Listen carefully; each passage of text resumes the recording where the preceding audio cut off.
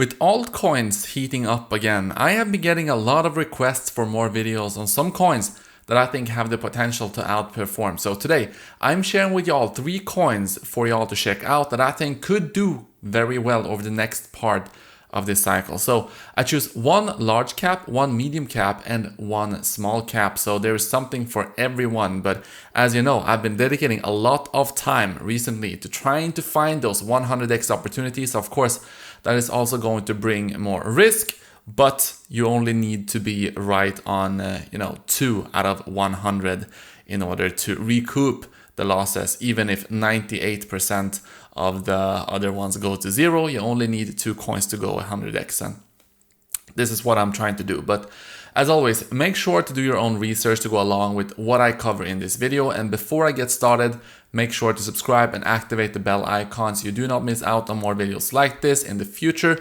as well as everything else I post here on the channel. So starting with the largest, the first coin I want to talk about today is one that I have covered before, and that is Algorand.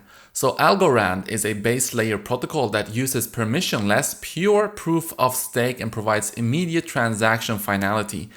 Blocks are finalized in seconds. The chain has a transaction throughput on par with major financial networks, and transaction fees are basically 0. So all of these features makes it the perfect platform to develop new decentralized applications on, especially DeFi applications, which has been one of the things the Algorand Foundation has been focusing on recently. They are providing incentives through the bounty programs and grants to encourage existing projects to move to Algorand and new projects to choose to start building there. So this chart of the number of addresses here shows us that the number of people using Algorand has been steadily growing and has increased by around 1.5 million wallets in the last month and a half. One of the reasons I am bullish on Algorand is because of how it is valued in comparison to other similar base layer protocols or smart contract platforms such as Ethereum, Cardano, Polkadot, Solana, and others. Of course, these coins are quality projects and they have been pumping so hard, and they have been rightfully been pumping because they are quality projects. But you're not going to have another 100x in Polkadot, Solana, or even Cardano or Ethereum, realistically, with the market being at the same market cap. Now, if the entire market goes up, of course, you could see a 100x among these coins, but I'm trying to find the next coin which I think could have the opportunity to have a similar run. So as I compare Algorand and the valuation to Polkadot and these others, it makes sense for me. So all of those coins I just listed are actually in the top 10 coins by market cap, and you can see their values here, with the lowest being Solana at around $20 billion. For comparison, Algorand has a market cap of about $3 billion. While Algorand has not seen the same levels of adoption yet as those other chains, its performance and features are on a similar level as them, and in some cases, Algorand actually has multiple advantages. So with that in mind, along with the push to bring in new innovations and users to the chain, I think it would not be surprising to see Algorand move up the ranks to a market cap much closer to that of some of those other coins. And even if it were not to even break into the top 10, it could still 5x from its current price and be worth about $5 billion less than Solana. So that shows us how much room it has to grow still. One more thing to note about Algorand is that it may not take long for adoption to start expanding. We have seen a trend throughout this year of newer chains seeing rushes of use, such as what happened with the Binance Smart Chain, Polygon, and other smaller chains such as Phantom and Avalanche. If that were to happen to Algorand, then it would not take long for price to start moving. So let me know what you think about Algorand down in the comment section before we move on to the next coin. I would love to hear you guys out down in the comment section. So the next coin I want to talk about today is actually Enjin. So with the crazy amount of growth that the NFT space has been seeing recently, I had to include a coin to play off of it, and Enjin is perhaps one of the best choices to profit from the continued rise of NFTs. I have also covered Enjin before, but thanks to the rapid innovation and implementation of new features, there is something new to cover every time I talk about it. For those of you who are unfamiliar with Enjin, it is a project with the goal of providing all the products and services needed to make it easy for all individuals, businesses, and brands to use the NFTs of the future.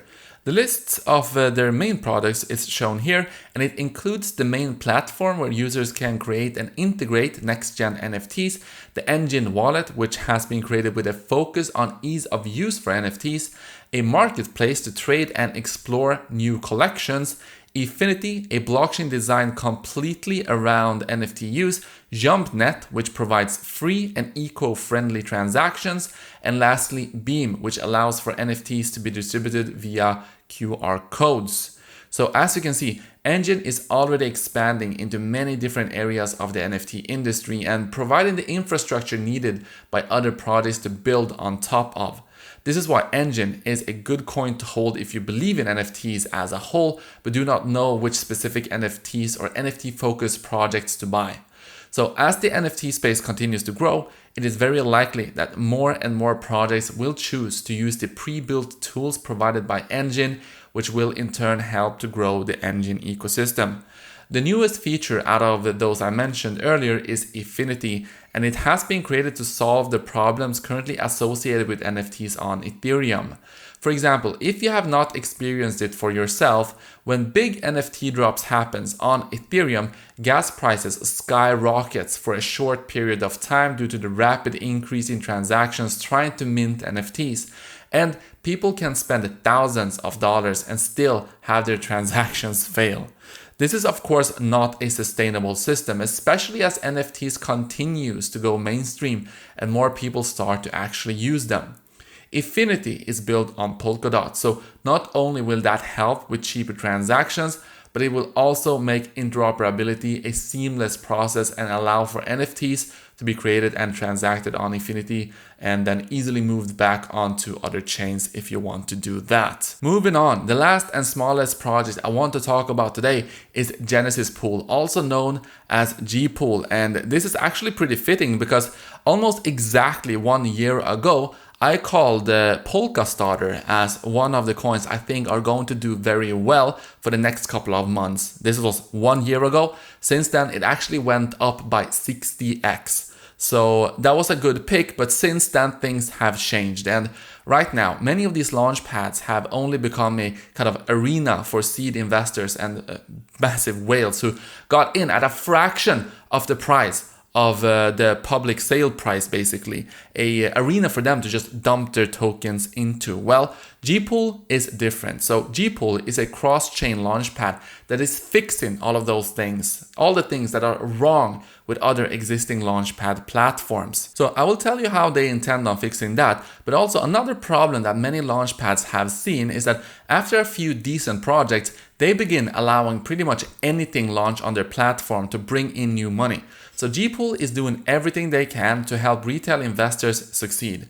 To help achieve that goal, there will be no seed investors or whales allowed to buy pre-sale tokens. Speaking of the pre-sale, if you want to be whitelisted for it, all you have to do is enter your email here on the main page of the sale, which will be linked in the description. Some other features are shown here, such as only having one investment tier, guaranteeing allocations, and much more. Next, let's look at the tokenomics, which are shown here. So 67% of the GPool tokens are allocated to the public IDO, which is many times more than what is usually offered when other launchpads do their IDOs. So the other 33% will go to these categories here, such as liquidity provision on Uniswap, where the token will be listed.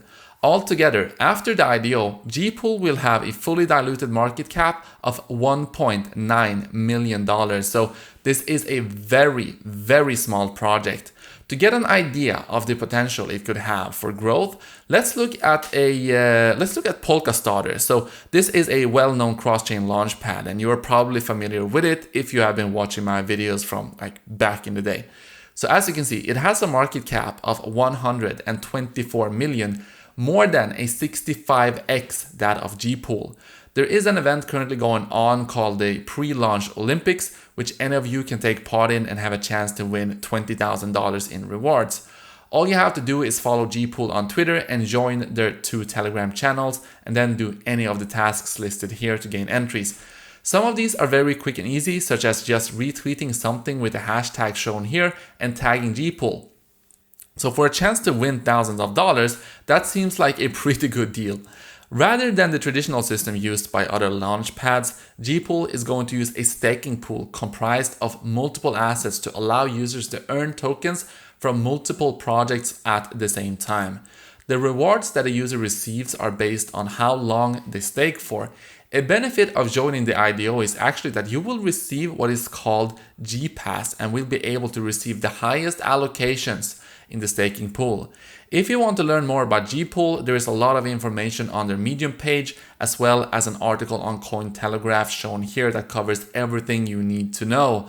So this is a project I am excited about. I am going to grab a bag and we will see how it's going to do. Again, these projects, which are very, very small, they have more risk, but also they have that moonshot potential. So we will see how it's going to go. And if you would like to get the updates for GPool and maybe also some of the IDOs that are going to be launched on the platform, let me know down in the comments section, and maybe I can get some first-hand information from the team there to bring you that alpha. So we will see about that. But I hope that you enjoyed this video, guys. If you did, let me know down in the comment section, and I will see you in the next one.